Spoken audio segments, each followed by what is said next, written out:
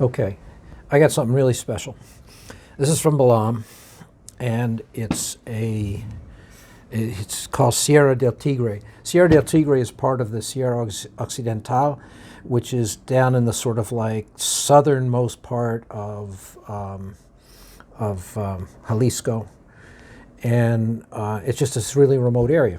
I mean, not many people go there. I got to go there once with Esteban of El Venenoso, La Venenosa, and I got to see the process that I'm going to tell you about, not by this guy, but by another one. And it's just an amazingly old-fashioned thing. Look, distillation arrived in Mexico, not from Spain, but from the Philippines, when there was a huge trans-Pacific traffic that ended up in Puerto Escondido, or Puerto Vallarta, I'm sorry, and Manila back and forth. And the Filipinos had started distilling, and they brought their techniques to Mexico. And this is totally clay pot. And what you've got is a clay pot underneath, which is where you put the distillate, and then there's another clay pot above it, which is sort of in the Filipino form, sort of, you know, tall and olive-shaped. And the way they condense is you're distilling in the bottom pot, and then steam is coming up and rising into the upper chamber and so forth, and they put a metal plate made out of copper so that it doesn't taste like, you know, rusty iron.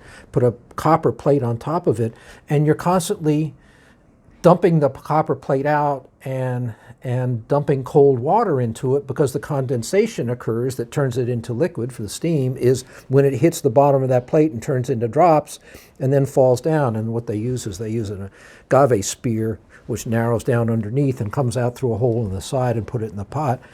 And we're talking about a batch is like 75 bottles.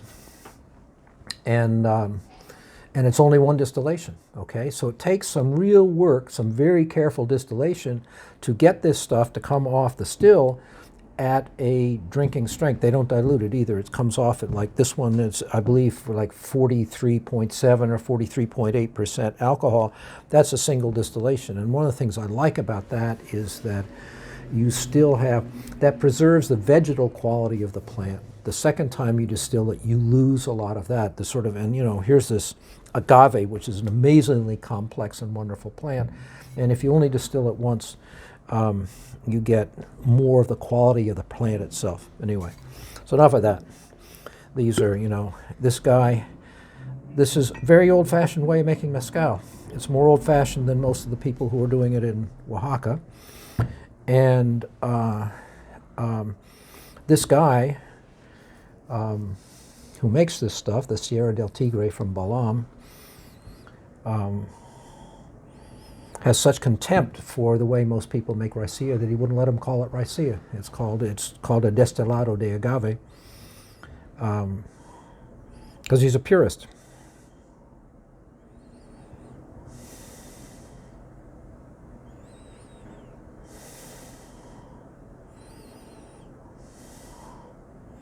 This is so deep.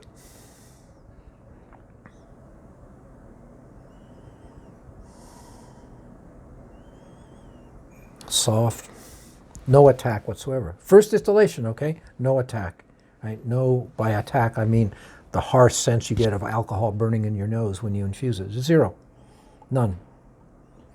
If somebody told me it didn't have any, it was 20% alcohol, and I didn't know anything about it, I'd believe them.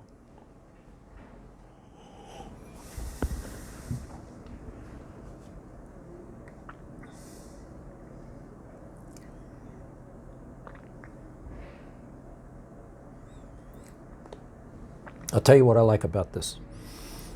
The guy knows his plants, and he knows his still, and he knows you can just, when you're drinking it, you just know that this guy understands. He has some kind of like instinctive gut knowledge of what he's doing, so that when he puts a plant, takes it and cuts it up and roasts it and mashes it by hand in some tiny little, you know, wooden vat, and then distills it a little bit at a time. I mean, you know, one run is going to be something like, it's going to be like 4 or 5 liters, something like that, 6 liters. He's just in tune. And you get this sense when you're smelling and tasting this that some guy has taken a plant and just purified and concentrated its essence and put it in a bottle. So anyway, there are very few products available in this country that are made the way this was.